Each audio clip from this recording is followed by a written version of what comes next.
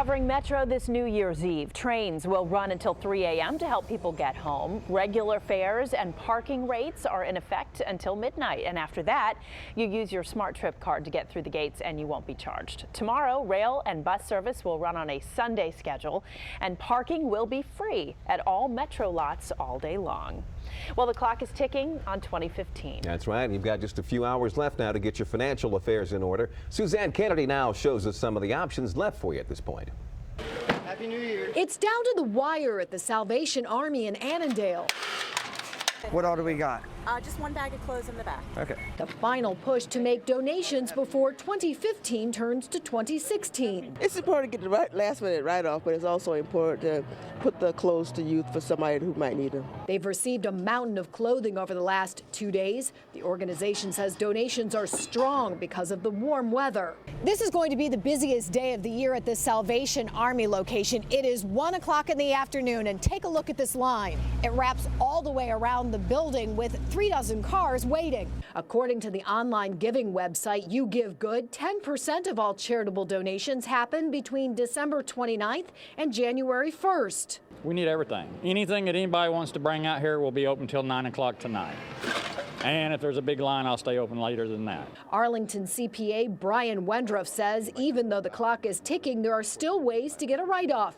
Go online to your favorite charity and make a donation, or look ahead to your upcoming tax bill. If you owe money to the state, and you know you usually owe every year by the filing of the due date, you can actually pay the amount of money you owe now before the due date, and you can take the deduction now.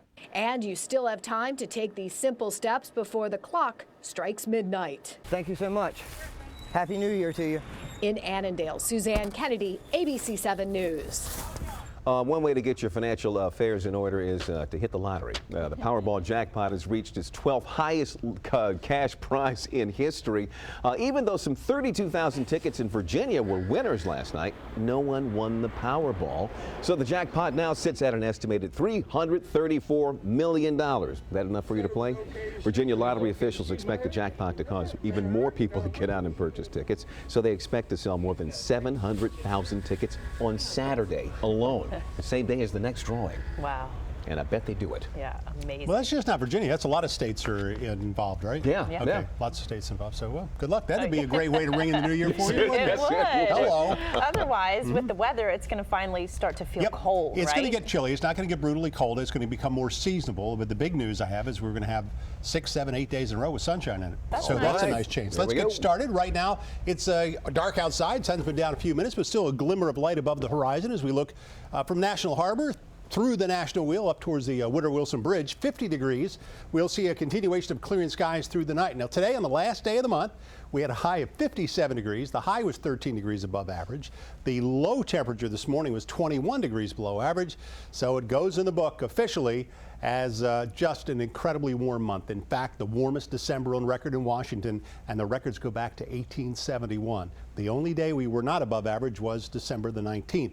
Temperatures now in the lower 40s in extreme northwest portions of the area, 50 degrees at Reagan National, 51 in Annapolis. Temperatures still hanging on to warmth down at Hatteras at 65, 62 in Charlotte.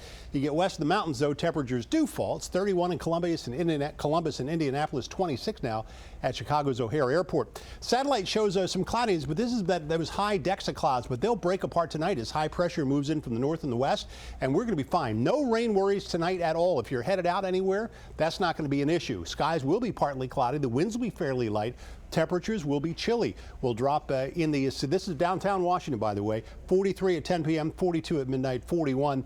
At the same time, temperatures will be in the upper 30s in suburban areas. And by early tomorrow morning, with partly cloudy skies, this is the lows in the metro area from 34 in Germantown and Aspen Hill, 37 in Dale City, and about 37 in the Brentwood neighborhoods of the city. Now, for what's happening the next couple days, actually for the next 5 or 6 days, it's an enormous area of high pressure out over the Rockies and the western high plains, going to spread eastward, actually controlling the weather about 90% of the continental U.S.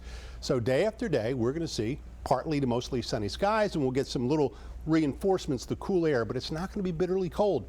In fact, it's going to be, as I said, the word seasonable. Highs expected mostly in the low to mid